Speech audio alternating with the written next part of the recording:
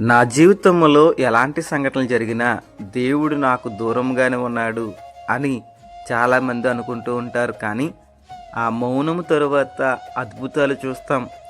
చూడండి, ఇశ్రాయేలీలు ఐగుప్తులో బానిసలుగా ఉన్న 430 సంవత్సరాలు కూడా దేవుడు వారి విషయంలో మౌనముగానే ఉన్నారు.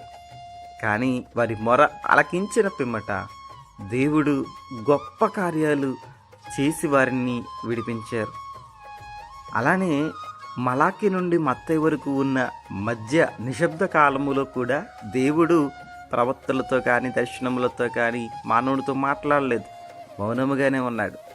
ఆ మౌనం తరువాత దేవుని కుమారుడిని మనందరము చూసాము కదా. మౌనం వెనుక మహిమ ఉంటుందండి.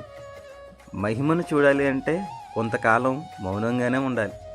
మరి నీవు బాధలో దేవుడు నా విషయంలో మౌనంగా ఉన్నారని బాధపడుతున్నావా? లేదా మౌనము తరువాత జరిగే అద్భుతాలు చూడాలనుకుంటున్నావా? ఆలోచించనేస్తామా?